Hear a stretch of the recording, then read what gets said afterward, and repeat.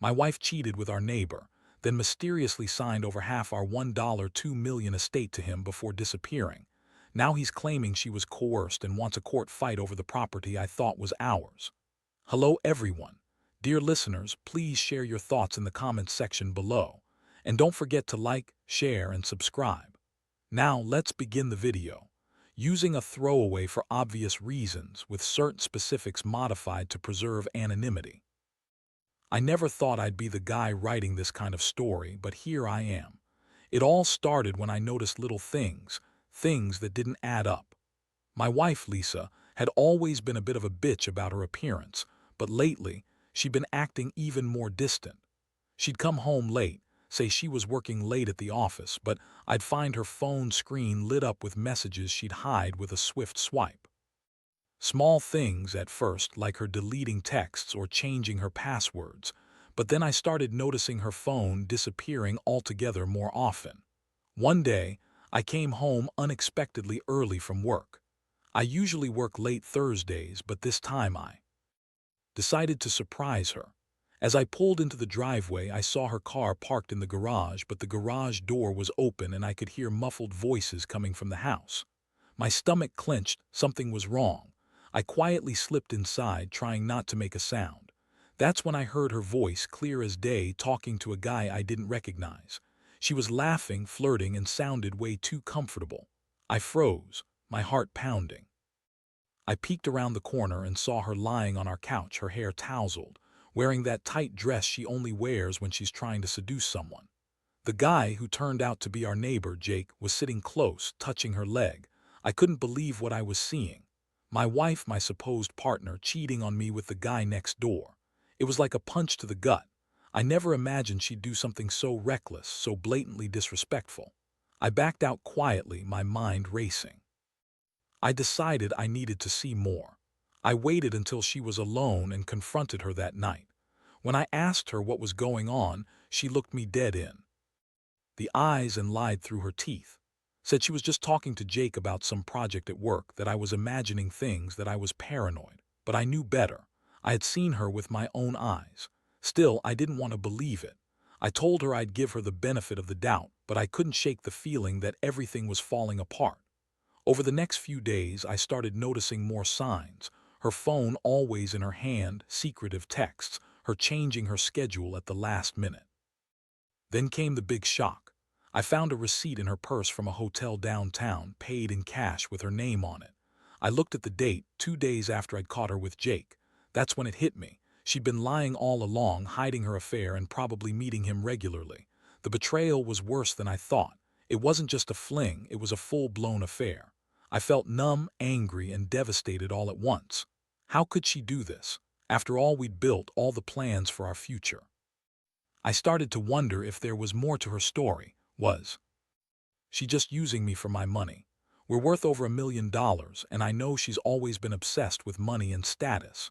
She'd always been bitchy about my work, my income, even though I provided her with a comfortable life. But now I wasn't even sure she cared about that anymore. She just wanted to cheat, take what she could get, and leave me holding the broken pieces. Then I found out she had signed over half of our estate, $600 to Jake. That was the ultimate betrayal.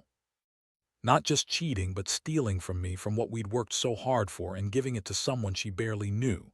I couldn't believe my eyes when I saw the documents. She forged my signature on some of them, or so it seemed. I was furious. How could she do this? How could she think she could just walk away with my money, my life, and leave me with nothing? That's when I decided I had to fight back. I couldn't let her get away with this. I started digging into her financial records, finding out she'd been planning this for months. She'd even opened new bank accounts in her name, secretly transferred money, and set up a trust for Jake. I realized then that this wasn't just about infidelity. It was about greed, manipulation, and betrayal on a level I never expected. I had to come up with a plan, something ruthless, something that would make her regret ever crossing me. But first, I needed to understand exactly what she'd done, how deep this rabbit hole went, and how I was going to take control of what was left of my life. I never thought she'd be capable of this kind of deception, and honestly, I still can't wrap my head around it. But I know one thing for sure. I'm not going down without a fight. After discovering what she had done, signing over half our estate, lying about everything, I felt like I'd been hit by a truck. The house, which once felt like a sanctuary, suddenly seemed cold and empty. My mind kept spinning, trying to make sense of how Lisa could betray me so blatantly. I spent nights awake, staring at the ceiling, trying to piece together her lies. The worst part was knowing she'd been planning this for months, maybe even longer. She had been sneaking around, hiding bank accounts, forging signatures, and manipulating me right under my nose. I knew I had to act fast. The first thing I did was hire a lawyer, someone who specialized in estate disputes and fraud. I needed to understand exactly what legal options I had. When I sat down with the lawyer, I felt a mix of anger and helplessness. She told me that the signatures on the estate transfer documents looked suspicious, that there might be grounds to contest the deal. But the process wouldn't be easy or quick. Lisa had clearly been meticulous about covering her tracks, and Jake was now claiming she was coerced into signing over the estate. That was the next shock, that Jake was playing the victim.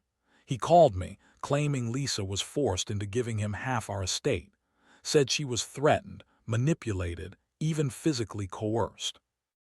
Of course, he spun a tale about how she was unhappy, how she was pressured by her controlling husband, me, and how she was just trying to escape. I didn't buy it for a second. Lisa's the kind of person who could lie straight to your face without blinking, and I knew she was capable of fabricating any story she wanted. But her story was starting to sound convincing enough that I had to question everything. Was she really coerced? Or was it all a carefully crafted lie? I started digging into her phone records, emails, and social media. I found a series of messages between her and Jake, flirty, suggestive texts that were undeniable proof of their affair. She'd been sending him explicit photos, discussing meeting up, and even talking about how she'd finally get what she wanted. It was clear she'd planned this betrayal for a while. Meanwhile, the financial mess only got worse. I discovered she'd transferred more money into accounts I didn't know about, set up a trust for Jake, and even bought herself a new luxury car with some of the stolen money. My head was spinning. The woman I thought I knew was nothing like this. She turned into a liar, a thief, and a manipulator. The anger was boiling over, but beneath it all, I felt a deep sense of sadness. How did we get here? When did she stop loving me? Was I ever really enough? I decided I had to confront her again. This time I wanted answers, honest ones. I called her at work and told her I knew everything. I told her I had the evidence, her texts, the signatures, the bank statements. Her reaction was priceless. She started crying, claiming she was trapped, that Jake was forcing her into doing things she didn't want. She said she was scared, that she didn't mean for any of this to happen. But I wasn't buying her tears or her lies anymore. All I saw was a woman who'd become someone I barely recognized, greedy, manipulative, and willing to destroy everything for her own benefit. That confrontation was the turning point. I realized I couldn't trust her anymore, and I definitely couldn't stay married to someone capable of this level of betrayal. I knew I had to get my finances in order, protect what was left of my estate, and figure out how to fight for what was rightfully mine. I also started thinking about how to make her pay for what she'd done, how to get revenge, not just financially but emotionally. I wasn't just going to let her walk away with my money and my life. She'd taken enough from me already. So I started working with my lawyer to prepare a case to contest the estate transfer. I was going to fight her in court, challenge the signatures, and expose her lies. I also planned to dig even deeper into her financial activities, who else she might have contacted, what else she'd been hiding. Every new piece of evidence was like a dagger in my heart, but it also gave me some clarity. I had to be ruthless if I wanted to win. I couldn't let her manipulate the legal system, or Jake, or anyone else. I needed to take back control, even if it meant tearing everything apart first. The emotional toll was heavy. I felt betrayed, humiliated, and furious. I kept asking myself how I'd missed all the signs, how I'd been so blind to her lies. But deep down, I knew I couldn't change the past. All I could do now was fight for what was mine and figure out how to move forward. I told myself I'd get through this, that I'd come out stronger, even if it hurt like hell. I just didn't realize how much more was coming, that this was only the beginning of a long, messy battle I wasn't prepared. For the more I dug into her financials, the clearer it became that Lisa had been planning this for months, maybe even longer. I found bank transfers to accounts I never knew existed, some in her name, some in her sister, all linked to shady offshore accounts. She'd been funneling money away little by little, probably thinking I wouldn't notice. But I did. I always do. I started to see a pattern. She was trying to cover her tracks, but she was sloppy in some places, leaving breadcrumbs I could follow.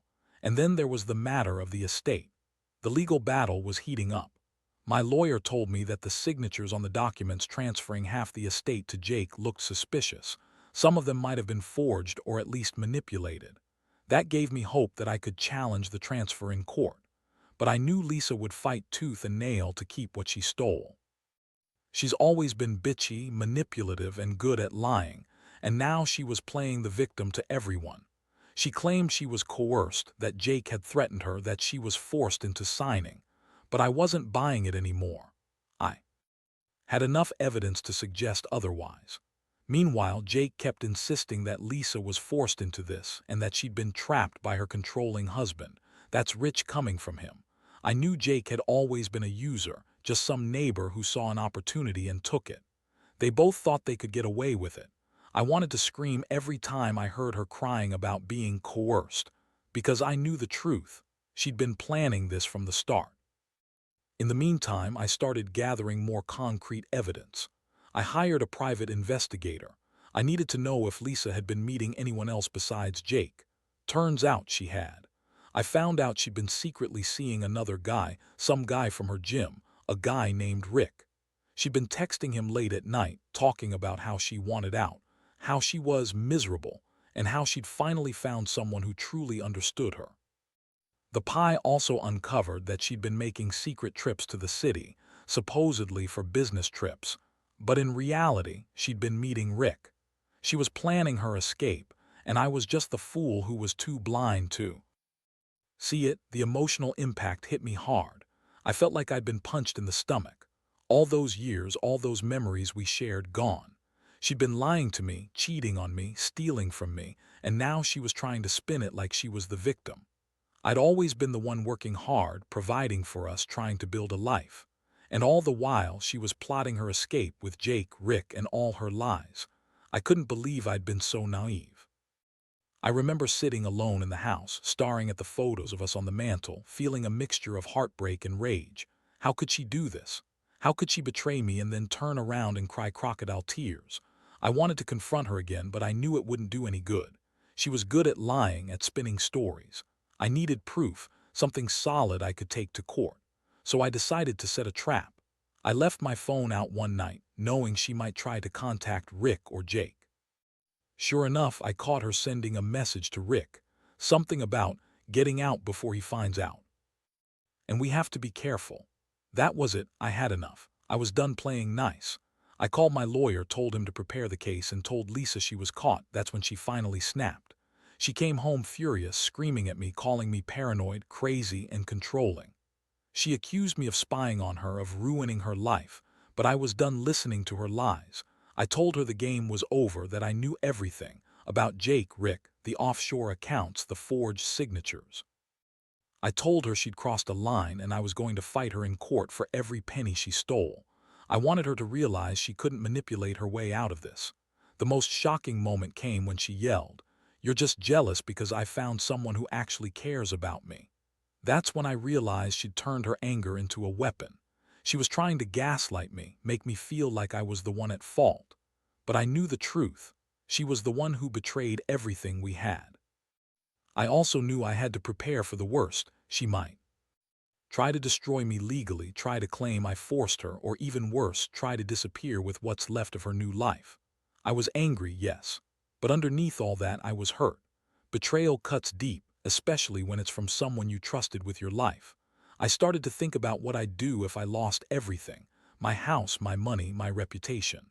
But I also knew I wasn't going down without a fight. I had to protect what was mine, and I had to make her pay for the pain she caused. The road ahead was going to be long, and I knew I'd have to be strategic. but I was determined to come out on top, even if it meant tearing her world apart first.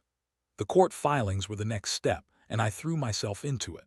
My lawyer warned me that Lisa would do everything she could to spin her story, to claim she was coerced, manipulated, that I was a controlling monster. But I had the evidence now: texts, bank statements, the forged signatures, even the hotel receipts. I knew I could prove she was lying.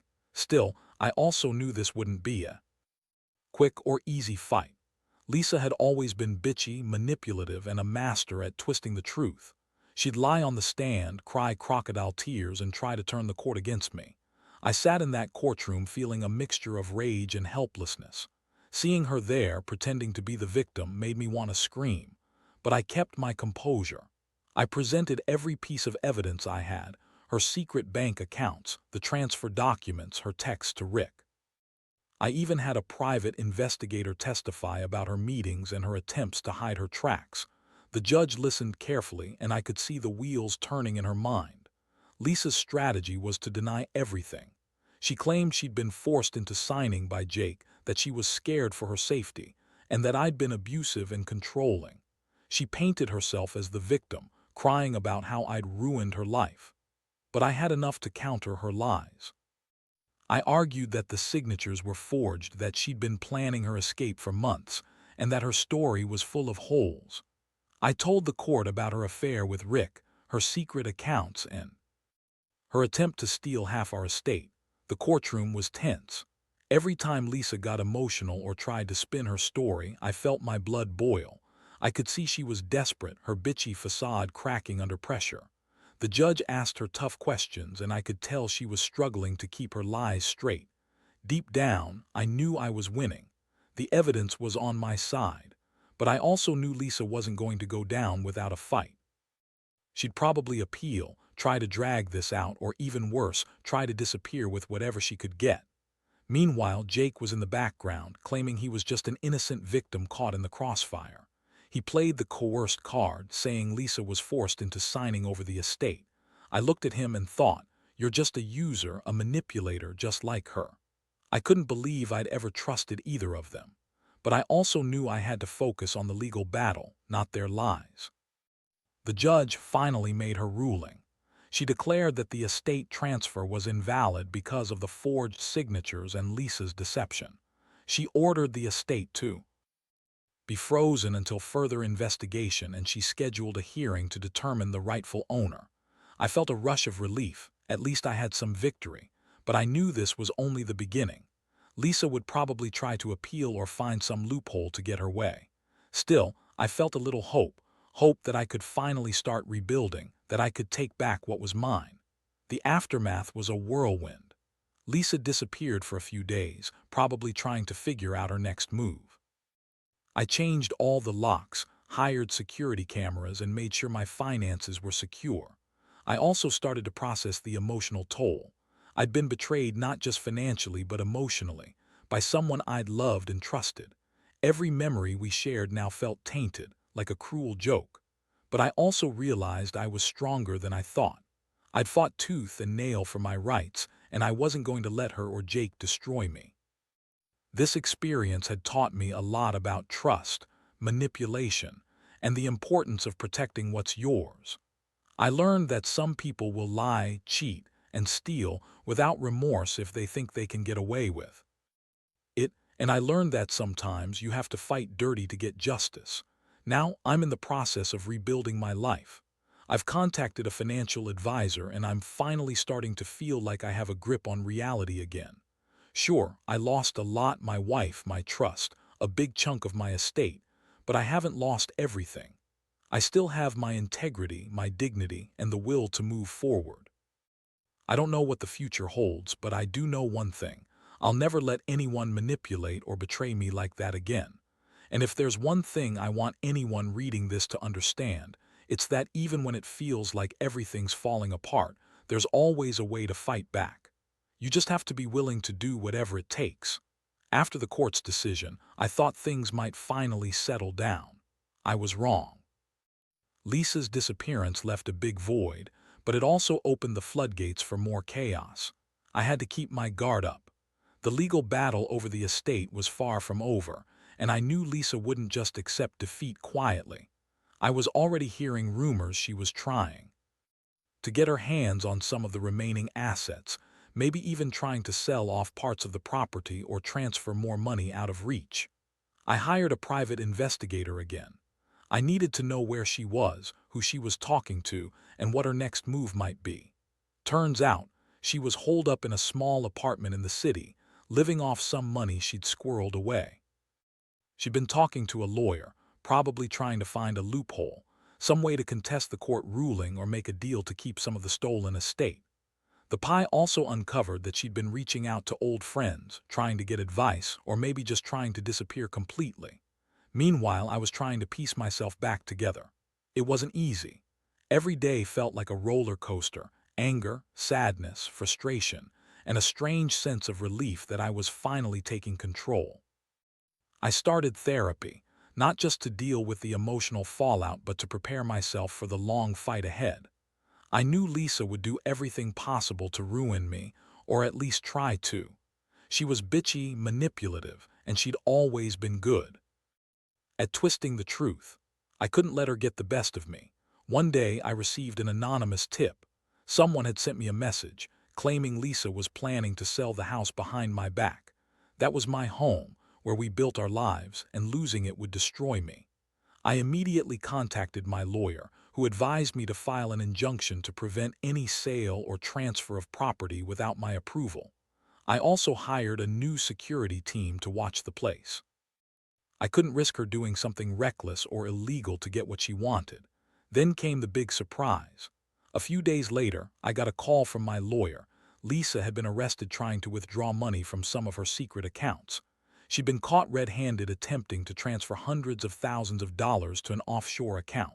It was a huge blow, but also a relief. She was finally caught in her lies and schemes. I felt a strange mix of vindication and disgust. That woman had lied, cheated, manipulated her way through everything, and now she was paying the price. The court hearings continued, and I finally got a clearer picture of her motives. She'd been planning this for a long time, using me, lying to everyone, and trying to set herself up for a new life of luxury. She thought she could get away with it all, but I was proving her wrong. I was determined to get full custody of the estate, reclaim what she had stolen, and make sure she paid her dues. Through it all, I realized how much I'd changed. I was more cautious, more guarded. I'd trusted her blindly for years, but now I knew that trust has to be earned, not given. I also learned that some people are just good at lying, and it takes a lot of work to see through the masks they wear. Most importantly, I learned that no matter how bad things seem, there's always a way to fight back. You just have to stand your ground, be smart, and never let them see you break. Now, I'm slowly rebuilding my life. I sold the house, got a smaller place, and started focusing on my future. I cut ties with most of my old friends, but I also gained new ones. People who saw through Lisa's lies and supported me when I needed it most. I still have scars, but I also have a renewed sense of strength. The betrayal hurt like hell, but it also taught me a hard lesson. Be careful who you trust, and never let anyone steal your peace. I hope anyone reading this who's going through something similar learns that even in the darkest moments, there's a way out. You just have to be willing to fight for it. Looking back now, I realize how much this whole ordeal changed me, probably forever. I used to believe in the idea of a perfect marriage, in honesty and loyalty, but Lisa shattered all that. What hurt the most was feeling so blindsided, so utterly betrayed by someone I trusted with everything. It's a pain that's hard to put into words, like your whole world suddenly shifting beneath your feet. But through all of this, I learned some hard truths. First, that people are capable of incredible deception when they think they can get away with it. Lisa was bitchy and manipulative, and I didn't see it coming because I was too trusting. Second, that money can make people do terrible things. She was obsessed with wealth, status, and what she could steal from me. The fact that she signed over half our estate, $600, without my knowledge was a wake-up call. It showed me how greed can turn someone into a different person. Most importantly, I learned that even when everything feels like it's falling apart, you have to stand your ground. I could have crumbled under the weight of betrayal, but I chose to fight. I fought in court, I fought to protect what's mine, and I fought to reclaim my dignity. It wasn't easy, and I'll admit I had moments of despair, wondering if I'd ever trust again, if I'd ever feel safe. But I also found that I was stronger than I thought. Every step I took to fight back, to hold on to what was mine, made me realize I still had control. I also discovered that sometimes revenge isn't just about money or legal wins. It's about reclaiming your sense of self, your integrity. When Lisa finally got caught, when the court ruled in my favor and she was arrested, I felt a strange mixture of relief and emptiness. I had won the battle, but the war had taken its toll. I lost my wife, my sense of security, and a part of my innocence. Still, I knew I'd survive. Now I focus on rebuilding. I've moved on from that house, from her, and from the pain. I've learned to trust again, but more carefully this time. I've come to understand that some betrayals cut so deep that you never fully forget, they just become part of your story. And for anyone out there going through something similar, I want to say this: don't let the betrayal define you. Yes, it hurts. Yes, it's unfair. But you have the power to decide how to move forward. The lesson I'd leave is simple. Never ignore the signs, protect your assets, and always keep your eyes open. Because people like Lisa, they'll lie, cheat, and steal if they think they can get away with it.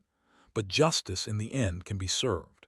It might take time, effort, and a lot of emotional strength, but it's worth it. Because at the end of the day, your peace of mind is the most valuable thing you have. And no one should ever be allowed to take that away.